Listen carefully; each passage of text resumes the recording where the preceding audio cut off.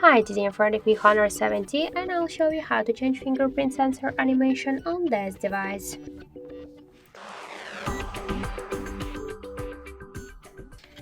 So now we can see here the waves animation, like the waves, and just to change it we should open the settings, scroll down to biometrics and password and tap to fingerprint ID.